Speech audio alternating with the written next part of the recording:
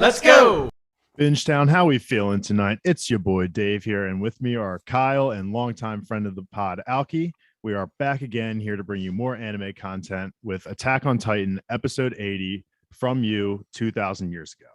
For those listening to this podcast for the first time, Alki and myself have finished the manga. Say hi, Alki. Hello.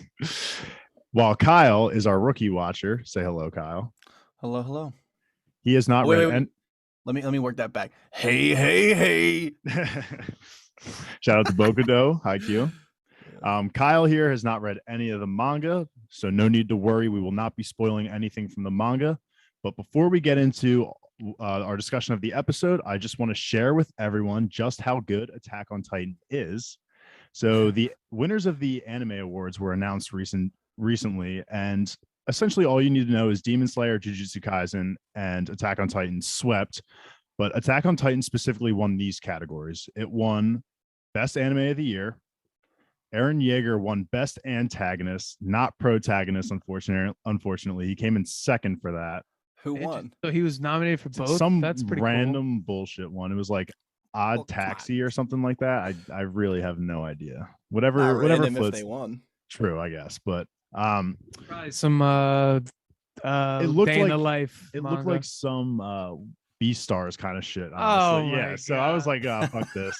Apparently that gets like into fights, which is news to me. It doesn't matter. Anyway, on. Go on. Sorry. No problem. Best voice actor was given to Yuki Kaji as Eren Yeager, and it also won the best opening sequence. So if it was this is all for season 4 part 1, right?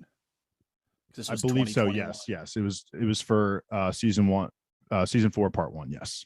Okay. Yeah, all that makes sense to me.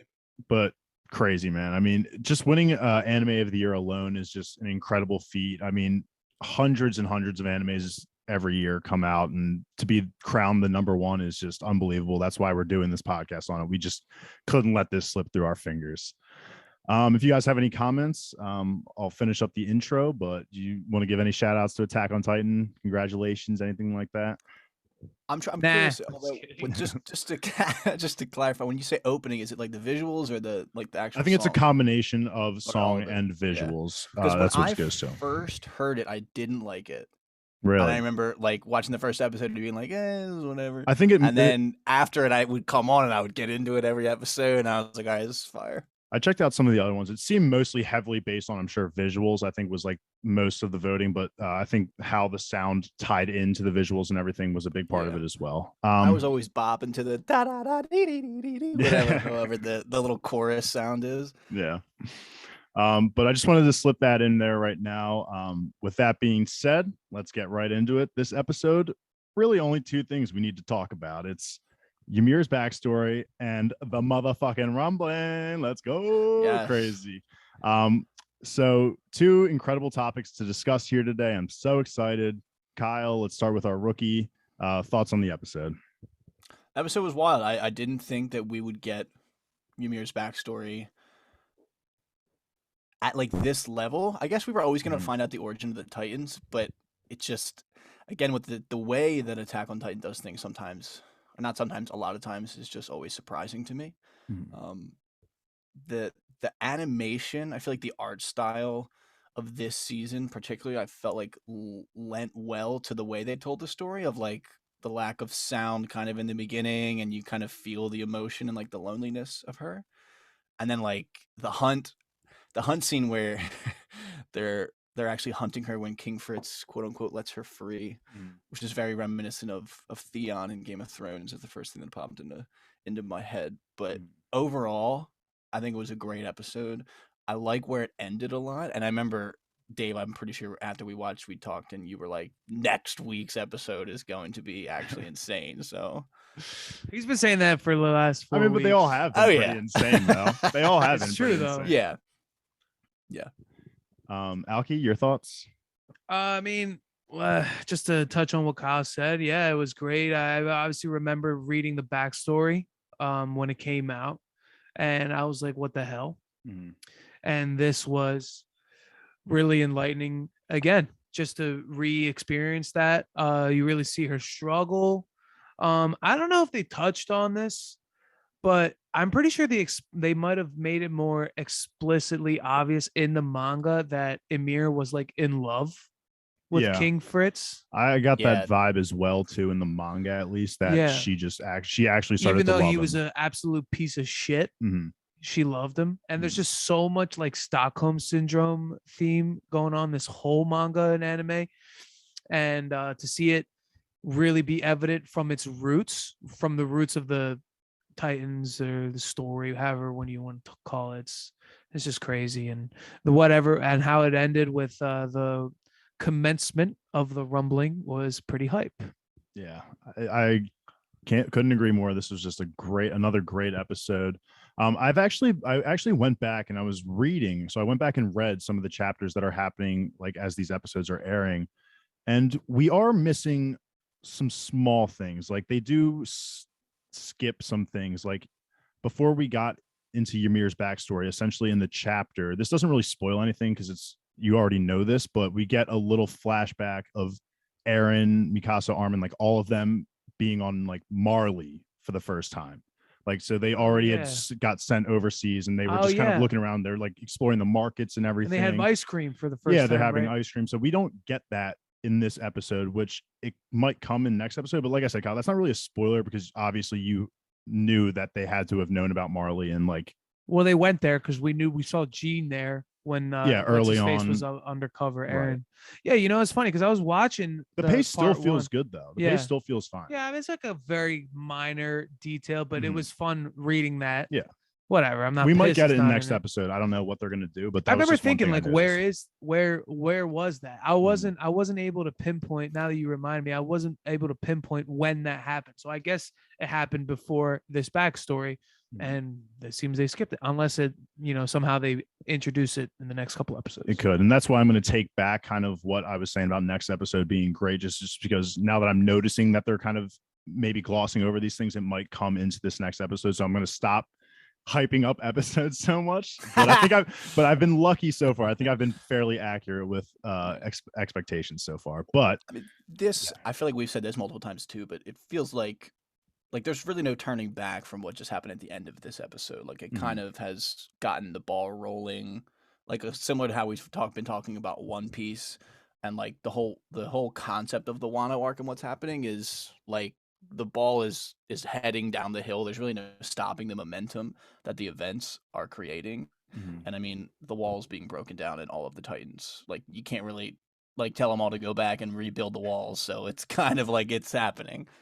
Yeah, and of course, Eren's the only one that can control that, and I'm pretty sure he's not going to stop. So yeah, I mean, he wants to kill people so much. Yeah. All righty, let's get into it. We open with Grisha's apology again. We don't really need to cover that. It was just a very nice moment to get reintroduced to again, just really emphasize it and hammer it home. But we pick up right where we last left off in the episode, with Zeke and Eren being released from the memories. Zeke is mortified of what their father Grisha was saying about the events that Eren will soon cause. As Eren is still chained, he is thanking him for letting him have access to his father's memories. This was all planned he saw this happen 4 years ago when him and Historia had touched at the award ceremony. So Eren knew this was how the events were going to play out. He wanted to get access to Grisha's memories. Zeke allowed that to happen. And he goes as far to say, what a sight it was. So you can take that how you will, but what a sight it was. So I can't necessarily pin if it's more positive in Eren's eyes or negative. Like he kind of just said it with just a grain of salt. Did it work? Is the plan going to work out in his favor or is it not? So we'll see. I'm confused in the sense that in this scene after this, and then Zeke kind of orders Ymir to sterilize all the Eldians, and she starts walking towards the coordinate, and Eren's kind of shocked. And it just, I guess, I don't even know if you guys can answer this, and maybe it'll come back later. It just feels weird that he can be surprised by anything, because does he not have all of his own memories from the future at this point? I think he still I'm maybe playing devil's advocate here. I don't really know the answer to that question, but to me, I just think again, where like he had only seen specific moments of the future. Like I think he Like he knew that he was going to get what he wanted, but I don't think he knew necessarily how that was going to happen. Like the specificity of like Ymir not immediately listening to him. Like I think that was genuinely a surprise to him. Like I just think in that moment he was like, I didn't foresee this, but let me just do what I Okay. know what's right. Yeah, that maybe makes sense. maybe it's just him getting a little freaked out. Like, holy shit! Like, what is she doing? I need to make sure this shit happens Yeah, the way I and think it will, and he pulls it off. you fucking pulls it off. He fucking pulls his own hand off, basically. And like his touch with Historia lasted maybe a couple seconds. Like that only, I don't know what the ratio would be to like future sight and like touching of Historia in that moment, but that maybe also could have something to do with it. That's also a very good point. Because they also do say that, I mean, they were in Grisha's memories.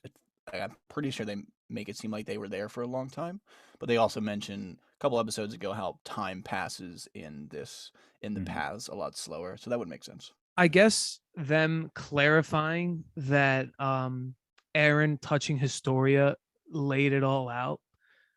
That fact kind of foils many of those theories I was rambling off about a little bit, but not 100%, because like we just said, he saw maybe bits and pieces of the future and he still needed to connect dots. Yeah. I would like that a lot better. What I'm just talking about, like that Historia. Yeah, the fact that saw. he has pieces versus knowing everything. Yeah. Oh yeah, I agree. Yeah. And I'm sure, and I don't think he can necessarily control how he sees them. Like everyone who's had the Attack Titan has always just gotten bits of the future and rather than the whole thing. So, in a frantic state, like Kyle said, Zeke is ordering Ymir to continue the sterilization of all Eldians. However, Eren puts on one of the most ridiculous displays of willpower I've ever seen. This moment was very similar to me of Luffy being imprisoned at Whole Cake by Big Mom when him and Nami are in the books, and he's literally sees Prismstone cuffed and he's using his rubber to like he's just building a bunch of momentum to try and like tear his hands off essentially. And that's what Eren is essentially trying to do, is rip his arms off, and he gets his thumbs, but he successfully escapes. It was honestly a little hard to watch. Oh, I was wincing. You see the skin like pile up at the end of the cuff. Go back and watch Luffy do it too in the anime. It's disgusting as well. Like the sounds that you hear of the tearing, it's so bad. So we said he successfully does it, and he's just about to catch Ymir when we get the best open. So sorry, that was last year's opening. I was going to say we get the best opening of the year, but it'll probably win again. And then we enter into the past of Founder Ymir. So this we'll kind of cover pretty quickly, but essentially she was a part of a small village when the original King Fritz and his Eldian tribe came and laid waste to most of the village. We get many just like fast forward moments. This is one where we see his marriage to some random woman as Ymir is watching as a slave from the town. One day the king is asking the people of the town who let one single pig go free, and everyone points to Ymir. In response to that, the king sets Ymir quote unquote free, but freedom has a price, as we've come to learn. And if there's one thing that we fucking learned in the show, is that freedom has a price, and she is hunted by the king and his men when she stumbles down a hill and finds a small cavern hidden within a strange looking tree. She stumbles into some water and is met by some ancient like anthropod sea creature looking thing, which latches onto her body and she transforms into a Titan. And one comment I want to make before we all kind of open discussion this is that the Titan is very skeleton looking compared to the ones we've seen, which is, I'm not sure what the decision was there. But I just thought it was a cool design and exposed rib cage. Yeah, the exposed rib cage as well. Maybe it just because it was the first one, it wasn't fully fleshed out. Something I'm just pulling shit out of my ass, but very interesting backstory. That's really it to the. I don't really think we need an explanation to that thing. I think like people theorize that because like, it kind of recognized Ymir's suffering and everything, and it was kind of a call to rescue kind of thing, that it just appeared there because Ymir willed it almost in a sense, and that their goals kind of aligned in a way. It came to her like that. But other than that, there's no explanation. These are all theories. Like I'm fine with that, honestly. Like we don't need. I don't this. think it needs it. Like This she is- was in a time of distress and she Shit stumbled happens. upon Yeah. this gift, if you want to call it. Mm-hmm. And that's it. I mean, it doesn't really, I don't think it needs to be overanalyzed. There's no point. Like, Yeah. But- yeah, that explanation sounds a lot like Solo Leveling. Yeah, it's just. And I just am shocked that this is how it happened. I had no idea how the Titan power possibly came about. They made it seem like, I guess it's season, what is it, 3, and then I guess more into maybe a little bit of 4 of like Founder Ymir. Obviously, it's heavily propagandized over time, but I was like shocked that it was this combination of her being like a peasant slave and then this like magical centipede is what that's what the actual background was, because it made it seem like she was like a queen, like a tyrant that like did all of this stuff. Yeah. And I this was just unsuspected, but I still kind of like it. I feel like I want to know more about this mysterious centipede, but I guess I'll have to wait and see if that happens. Yeah. So there's two kind of points I want to make here. Is one is the shading of the eyes that they chose to do in these backstories.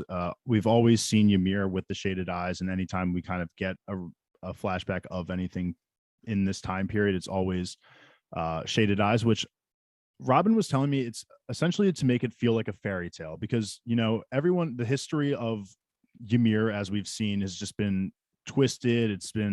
Nothing is really accurate. There's no clear depiction. And so everything kind of feels like a fairy tale, which is when we get there with the eyes, it's a big reveal that, okay, it's no longer a fairy tale. Like, this shit is real. So that's kind of that cool back and forth there. And the second thing I wanted to mention too is I like the idea of it, because it doesn't matter how the Titan, that anthropod, got there. The story itself is about morality. It's very philosophical. Like, who cares about how we got this power? It's a matter of how we use the power, and just going back and forth, and it's just playing the devil's advocate for both sides. Like, who is right, who is wrong, who's going to make the best use of this power, who's going to abuse the power. So it just really emphasizes the themes of the show, it feels like to me. So that sounds like soft confirmation that we don't ever get any information about the centipede. I honestly, I mean, listen, I really can't remember, to be honest. And I come from, this is a super fucking weird way to say this, but I come from a background of reading fat doorstop fantasy novels where pretty much everything usually has an explanation and a basis in something. I'm fine. I mean, the show is so goddamn good without it. Like, I'm perfectly fine with this just being a little magical beast that was. I mean, these people turn into fucking titans. I'm okay with suspending my belief in that sense. Like we said in the past episode, me and Alki we're not experts in this. Like, we definitely could get more. I don't vividly remember. There's definitely some moments that I vividly remember going forward, but a lot kind of goes over my head because it was confusing reading. I remember theorizing myself that it was all man-made. Yeah. But you know, when you get more of it, like the Fritz and stuff, it was thousands of years ago. You don't really know how much technology they had in the walls. They were less developed than outside. You've come to learn. So then that actually reopened the theory for me, because I'm like, okay, maybe it was man-made. At the end of the day, I don't really care. It doesn't matter. Like, the author purposely did this to make it so we just tackle more so the themes of having that power rather than where it came from. I mean, look at all these animes we watch, and there's always all these power scheming and the devil fruits and hockey, for example, One Piece. They don't tell you why. Yeah, like there are devil fruits. Yeah, that's. You know what I mean? At least. Yeah. I don't know if One Piece is the best example to use. Okay, yeah. I mean, I was about to bring up Naruto, but I get what actually, you're saying, though. It's actually not true. They explained it because there's like an alien that comes, and gives them everything. But we're not at that level of the finale yet. Maybe no explanation is probably better than a bad explanation, though. I will say, now that you bring up Naruto and Kaguya and the fucking sometimes that backfires, like having an explanation. Sometimes it's like, okay, this was just pulled out of nowhere. Fast forward a little bit, and she's using the Titan powers for King Fritz's on his demand, and for Eldia's for sake. his conquests. Yep. Yeah, We and see this her is wiping out people and what I had been saying of like I had this image, and again, it's propagandized. That word hates me, but of like throughout time of Marley is obviously twisting the idea of and the memory of Ymir, but it's always seemed like she was the one that was in charge and she was leading all of these military battles, but in reality, like classic Attack on Titan, it kind of flips it completely where she was essentially a slave, where she was forced to do all of these things. yeah. And that was obviously not something that I was expecting. And I think specifically, like, I know I'm jumping, the people that Eren speaks to through whatever the mind shit yeah, that can hear him, they're Eldians, right? I think specifically those are like everybody that can hear him are direct descendants of Ymir, I mean, right? all Eldians are. Right, but not exactly right because like Eldia was that whole village when King Fritz took it over. But if King Fritz was alive right now, he wouldn't be hearing Eren's Yeah, you're voice. right. It's You know what I mean? It's just Ymir, her kids, and everybody else they reproduced using them because they did it for Titans. Right. We learned. Mhm. And so I thought that was just an interesting clarification too that I learned now. Mhm. And that's probably why Marley painted her to be such a villain, because everybody who can eat the Titan powers, gain the powers, or turn into Titans via the serum, they're direct descendants of Ymir. So it was easy for them to just blanket all of that under one thing. and it was so long ago that it's totally possible that this many people have that much of her blood, like, you know. And one thing spread to around. clarify from the last episodes that we were very confused on is like the Fritz name.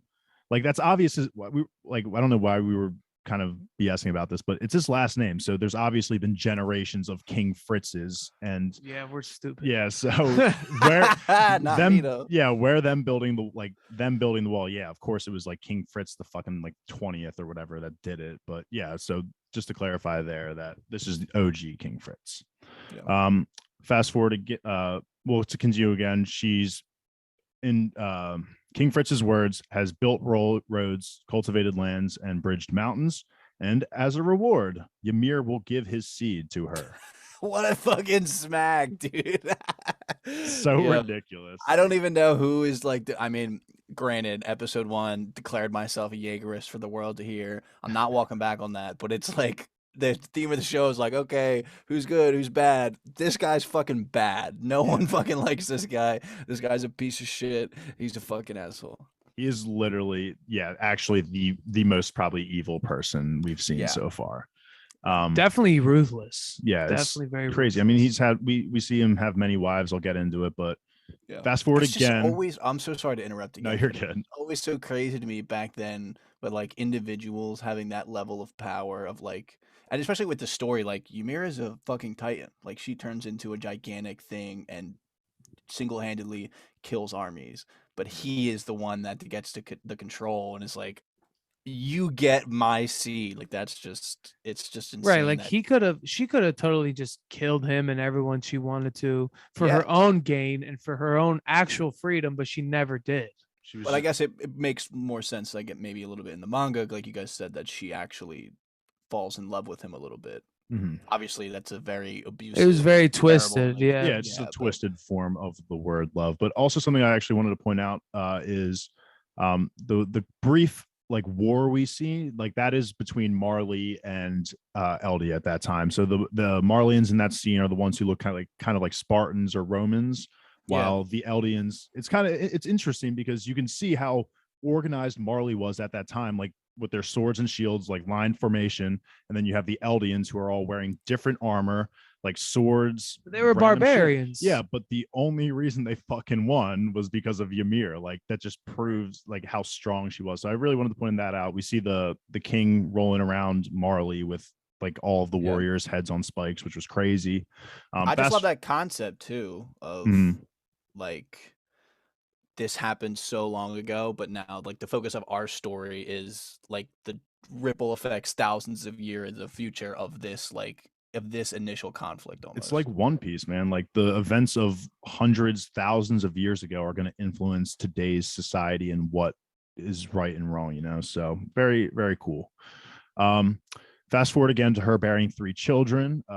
We see Fritz being donned armor by his many wives, so we know the guy just gets around, and a revolutionist appears in the crowd, throws a spear at the king while also just getting murked himself.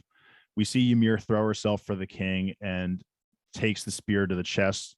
The king is telling her to get up because obviously we think that the spear would not kill her. He knows it would not kill her. He's probably seen worse things happen to her.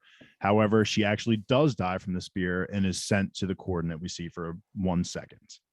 Any comments on that? Like, what, like Kyle, like, why do you think she died? Like, I have no fucking idea, if I'm honest. I also thought it was weird. But we do know, I guess, at this point, that Titans have shorter lifespans. I was just gonna say that. I was wondering too, but I think it's just that. And she was probably late in her term, and the spear to the heart.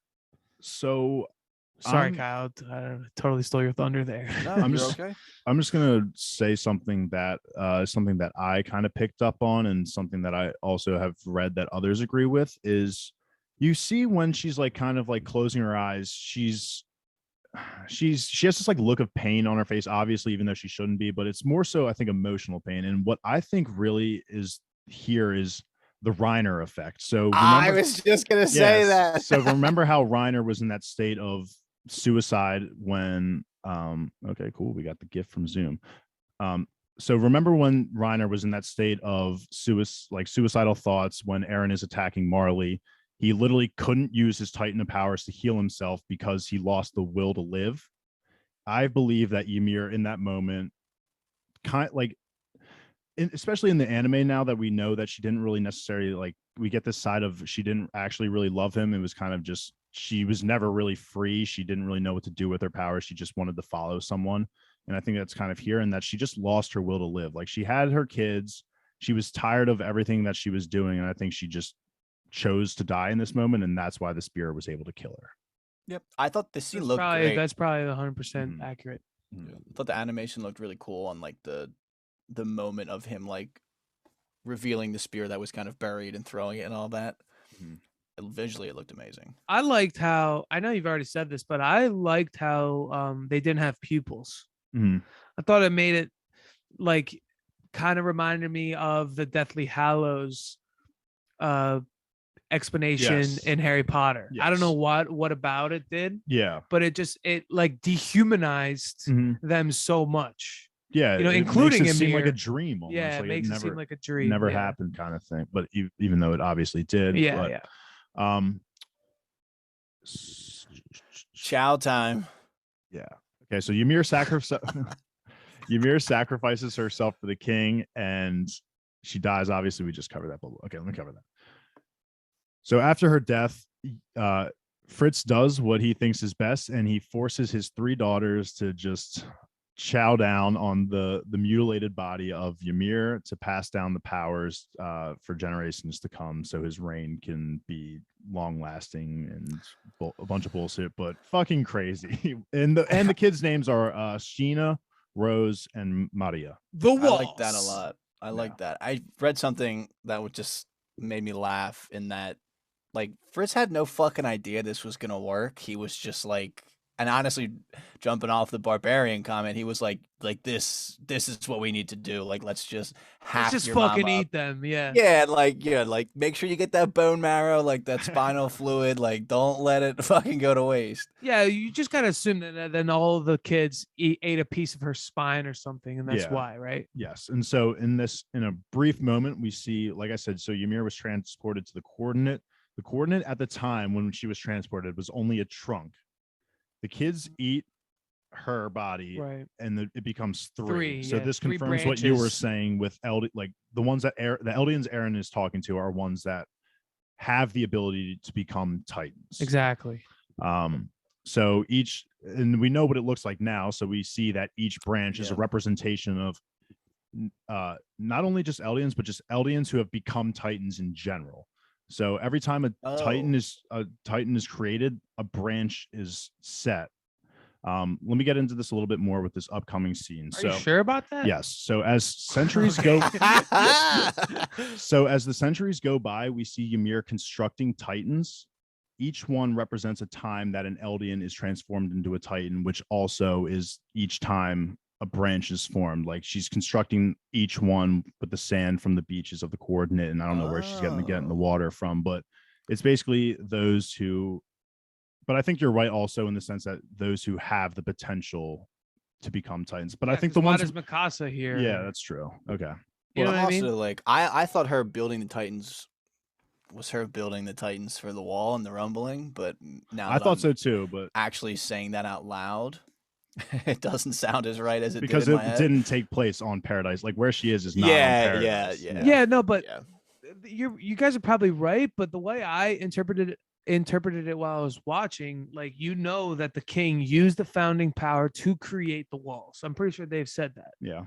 And I think they were just giving us a visual representation of that happening. Not necessarily. So true. He could have went in there. Oh, and I'm stepping over you, but yeah, he could have went in there and ordered her to do that. Well, which is what I think this is what happened. Because now Eren has the founder and he started the rumbling. He couldn't do that without getting like Ymir's blessing or whatever, or like ordering her to do that. Because isn't that what Zeke said? I don't know if it was necessarily the king saying that to her, but I think she was just a slave to the king for like all the kings of generations to come. But now that we're having this conversation, and I'm also thinking, but what's the big deal about having royal blood then? Doesn't royal blood mean you're a direct descendant of Ymir? I'm like trying to process all this information. This was so I was like so confident going into this episode of what I knew was. I guess it's kind of confusing, like, because one of her offspring or grandkids or something had to have fucked a king or married a king, and then maybe that is where the royal blood ties down. I'm definitely going to Robin right after this to get some answers. So she is the expert. We'll probably end up. I mean, I don't know, but probably get some answers too going forward. But I think that's the vow that we've been talking so much about, and I really have no idea, to be honest. But it just, to me, what my representation was that she was just, every time someone was literally at the time someone is injected with that stuff, she is building a Titan, and that's why they can do that essentially. Who knows? But as centuries go by, Ymir is consistently building Titans. Back to whatever real time this is, Eren is finally able to catch Ymir without his thumbs, and he tells her that she has been waiting for someone to set her free. She's been waiting for him specifically for 2,000 years, hence the title, and he has been led here by her. It was really cool play on the episode title too, because I believe episode 1 of season 4, like part 1, was something regarding like 2,000 years ago. So it's actually episode 1, chapter 1. Oh, like the actual OG. Okay. Yeah, and I think it's actually the name of the book. I didn't realize that the books in Attack on Titan have names too, but yeah, it's 2,000 years from now. Like so the volumes? Yes. So it's 2U 2000. Yeah. First volume, first chapter, first episode. And now it's from 2000. So which is fire. Pretty cool. Yeah. I like when they do that kind of shit, tie it all together. It makes it clear that this has been a thought out story and not something that he just like added on. And what's really cool, if you go back to that episode 1 too, you see like kind of the flashbacks that Eren is dreaming about is like, I think that's just coincidence. Like this is a big argument people have online, is because he didn't necessarily have the Titan powers. He did not have the Titan powers at that moment, but when he's dreaming, he is having dreams of the future, and we see kind of like glimpses of what's kind of going on right now, which is really cool. So it's cool that. When did he dream though? Remember how Mikasa wakes him up when he's sleeping on the hill? Oh yeah. Well, that's how the show started. Yeah, literally the first scene is him having dreams of this, and that's why it's cool that the name is a play on each other, because now we're kind of getting back to that episode 1. Wow. Wait. Damn. It's cool, right? That's so he just blew his fucking mind. That's so not fucked, but my God, because we were talking all about that theory bullshit, and I'm just like, damn. So it's been really like it was really in the stars since he was a little fucking sperm. Mm-hmm. Yeah, and he made it. Before? He put it before. He made it so that it would be in the stars for him. So he I guess I'm curious too of like how much agency Ymir had in this. Did she actually have this plan? I mean, she didn't come off in this backstory as any type of schemer or planner or anything. No, It seemed it's like not she just Ymir. wanted It's to the die. Attack Titan. Yeah. It's the Attack Titan, I Mhm. think. But I think he's also saying like he's been led by her, just like metaphorically. Like I don't think what we're Okay. talking about is necessarily like her actually sending Okay. signals to him. I just think Yeah. it's just a different way to say like I've been waiting for this moment. You know? Oh, Yeah. okay. Sorry, I've picking up. Well, I know what you mean now, Kyle. But Yeah. yeah, I still agree. I think what Dave is saying is just I like a mean- metaphorical guidance because she is the first Titan. Mhm. He's the perfect one. If I was waiting for someone to break me out of anywhere and protect me or whatever, it would fucking be this guy. It's his So, resolve. yeah. So like I said earlier, we finally get a shot of Ymir's eyes. She has this, she's like biting her, she's gritting her teeth really hard. This fairy tale is no longer that, it's reality. Zeke is going to try and break them up, but it is far too late because Eren Yeager has just started the rumbling. Yeah, Zeke's a fucking bozo. This is where shit just hits the fan, man. We see Eren's decapitated. We get sent Okay. back to Paradise Island. We see Eren's decapitated head still in Zeke's hand on Paradise Island. His eyes twitch and just instantly becomes the world's largest Titan, essentially. Like Well, whatever the that fucking- form is, I don't even know. It's like a slug, like with The like, centipede comes Yeah, back, yeah. and that's what connects his body. I was like, what the fuck is going on? Yep. All of the walls fall as the colossal titans begin to march onto the world.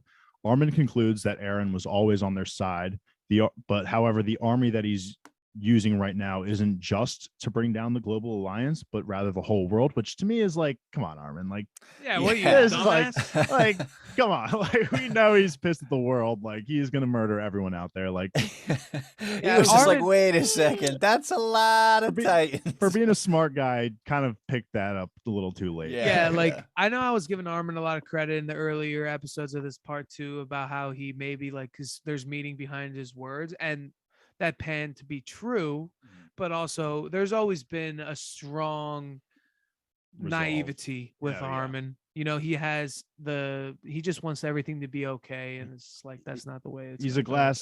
he's a glass half full kind of guy. Oh yeah. Should have been Erwin. Yeah, should have been Erwin. Shut That's the what my fuck Erwin, up, dad. Erwin uh, right there would have been fucking flexing on the roof and shit. He would have been gassed up. What's the guy's name? Flock. Fuck you. Oh yeah, we see Flock. Flock take a hit, peak. Reiner's also being crumbled by the debris that's falling as he's trying to save Gabby.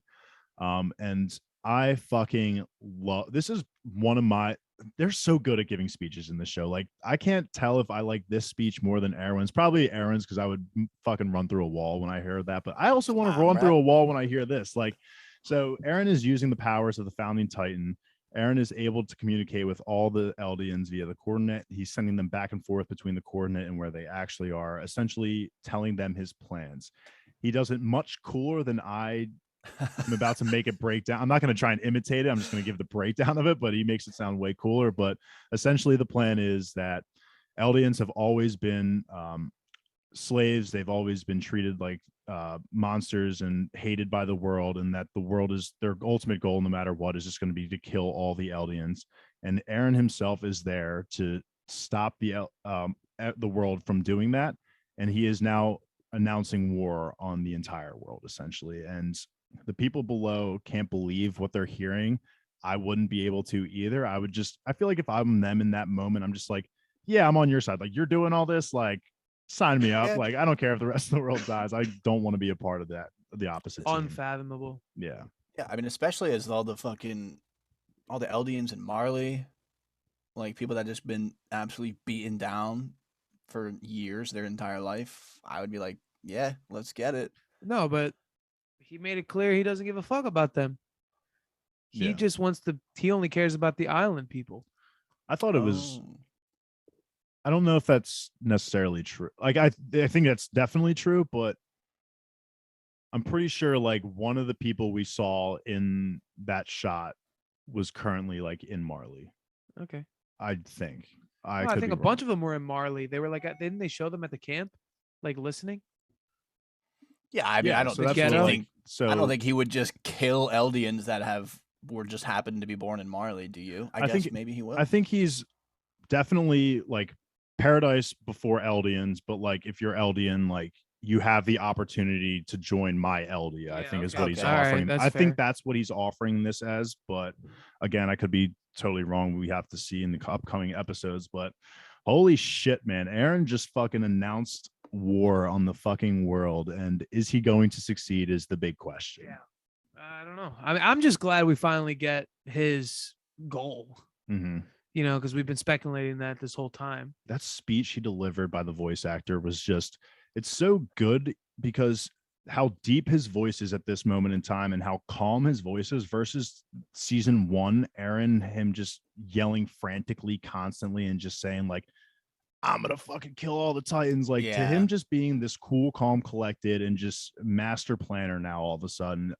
This speech was just hit perfectly for me. Every time I try to imitate it, I just get chills. Like, I thought you were Eren Yeager. Like it's so fucking cool, and everyone's like, "We know who the fuck you are." Like, I I love when knew- I hear his name. I know his name is perfect too. I knew you could not resist trying. I love, Also, it reminds me of the memes hearing his name, you know, because they're like Eren Bacon on shit on TikTok. Oh, it's so funny. But also something I actually just was reading or watching on YouTube about was like the Eldians are very Germanic looking. Like with their attire, if you look at like the townspeople and how they dress is very Germanic. Even the names like Eren Yeager, that's very German. There was another, Reiner. Reiner, Bertolt, like very Bertolt, German-esque. So Armin, Annie. I guess, is a little bit. Yeah, That's and what- Annie Leonhardt or whatever her last I mean, name. like it's just the themes of kind of like just genocide. Like it's just like Germany, what they did with the world. That's kind of what's trying to be portrayed here, almost in a sense. I mean, Yeah, but that's I up think to they're interpretation. definitely- Again, is what the Eldians are doing is right and wrong. Is Marley right and wrong? It's again a whole There's debate, mirroring. but it's just it's supposed to be mirroring, and thought that was just a really cool touch that they had. Mhm. But any other final thoughts for the episode? Like, should we just do ratings? You guys want to comment on anything else about the episode? Nope. I don't really I don't have much to add. Like this is one of those episodes that just like lays it out, and it's not, I know what's gonna happen, but it doesn't really leave a lot of wondering. You know what I mean? I will just say, I wanted to touch on it. Hearing his speech versus just reading it, it was so cool. Oh yeah. Because when I read it, I don't know if, correct me if I'm wrong, but I'm pretty sure the words were in that like jagged, Yeah, like how the Peak talks. yeah, like intense writing. So I obviously read it with some dramatic emphasis, not to hear it played out. And it's just like, it was really awesome. This You're was right. full display on why he was the best voice actor. They do some of great 2021. speeches in the whole series. I mean, you talked about Erwin's, but also I loved Pixie's speech when he hyped up the troops to fight. Like that was a pretty badass speech too. Yeah, I don't think you'll find a better speech, like speech givers in any animes other than in Attack on Titan. Like they're just the best. My rating, it's hard, and I've been getting them high ones. I would say this is like it's like an 8-9. All right, right below a 9. You're not gonna give it the credit of being a 9. Because I think the last episode was better. Okay. Because I think some of the episodes were better, even though this is like so revealing. But it's like, look, a whole episode on backstory almost. You know, I know it's backstory for somebody we don't even know. It's different if it was like, I don't know, somebody like if we never heard anything about Mikasa. Yeah, Levi. You know what I'm saying? Well, I guess we technically got 8.9. Kyle? 8.9. Is that what you mean by that? Yeah, 8.9 out of 10. Okay. I think that I would say that maybe like an 8.5. I think I would agree with Alki. The ending is very good, but it's more of like a setup for the future. Yeah. Versus like us going back into Ymir's, I guess, quote unquote memories, although it's just like the backstory. The shock of that was a little lessened because we had the reveals of the last couple episodes of that we were going back through memories. So that's why I'll say it's like an 8.5. I will agree. 8.5 from me. I really liked Ymir's backstory. I agree with Alki. It's still it's a random person that we haven't we don't know anything about up until this episode, but it's just really cool finally getting the full honest backstory of what happened in the past and what is correct. So it was just cool getting that confirmation.